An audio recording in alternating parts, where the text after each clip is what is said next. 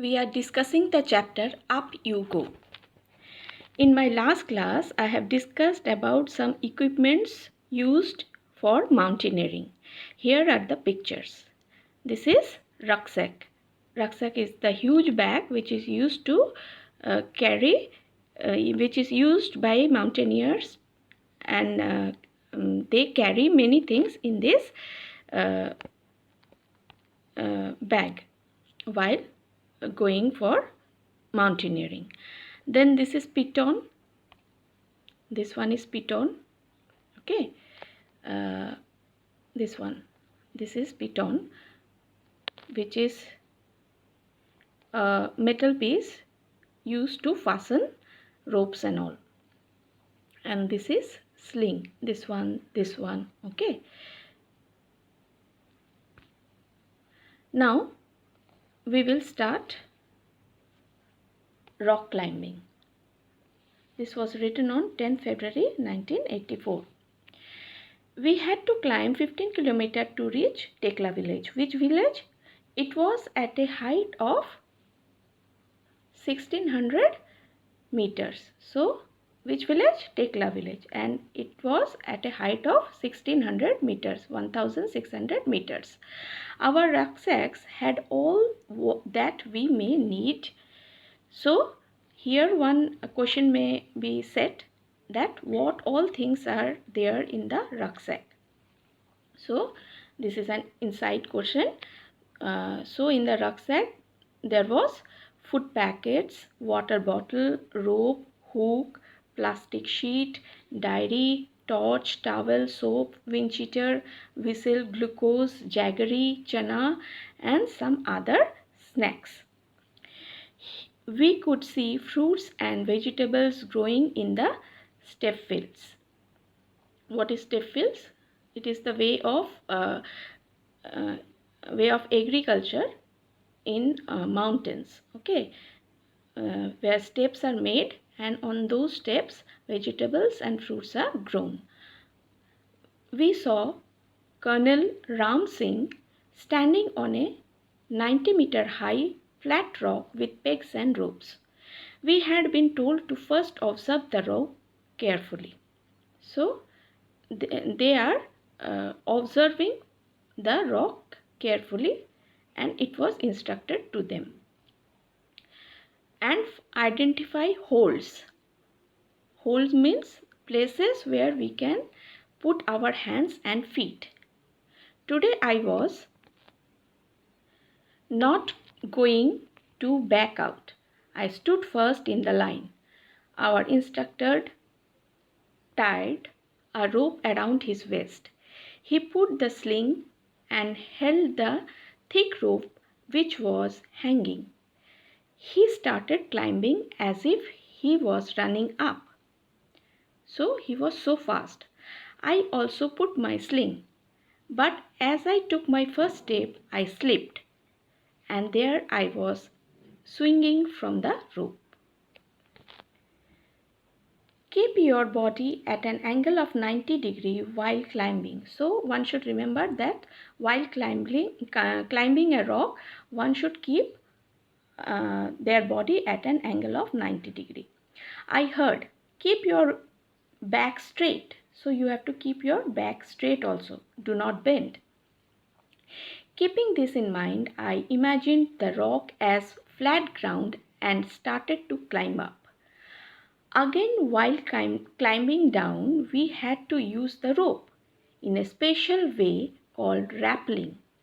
So what is rappelling? Rappelling is a special way of coming down a rock using a rope. I did this with the same fearlessness. So now she got confidence and she is not fearful. Now question, tell, have you ever climbed a tree? How did you feel? Were you scared?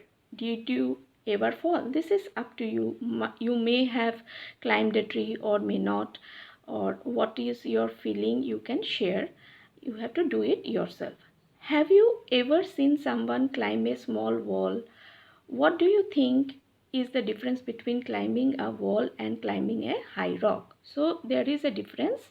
Climbing a small wall is easier as compared to the climbing a high rock. So climbing a small wall is much more easier as compared to climbing a high rock. A funny incident. It was written on 14 February 1984. It was evening. Khondonbi, you can remember, the Mizo girl, was feeling hungry. We did not have anything to eat. She jumped over the fence and got into a field. She quickly plucked two big cucumbers and came back. Just then, a woman came from behind and caught hold of her bag. So, she was caught red-handed. She started saying something to Khondonbi in her own language. We could not understand what she was saying. Khondonbi was trying to explain in her Mizo language, which we could not understand. I tried to explain in Hindi, but neither of them could understand it. Finally, I folded my hands to say that we were sorry. By then, our group had gone far ahead. It was already dark. I thought we had lost our way. So it was dark now and they were lost. Now we were really scared. We could not see anything even with our torches. I started sweating. See, she started sweating in that cold weather also, even though it was cold. I tightly held Khondonbi's hand. Out of fear, she held Khondonbi's hand also tightly. I called out loudly, "Where are you all? Can you hear me?" My voice echoed in the mountains. We echo, that the sound which repeats again and again. Okay. We both started to whistle loudly and flashed our torches. Probably the group had noticed that we were missing. We heard some whistles at a distance. I understood the signal. So the whistles were given by the group members only. We held each other's hand tightly and waited. Khondonbi felt that we should keep talking. She started singing a Mizo song loudly. After some time, we saw them coming towards us. At last, we were with the group again.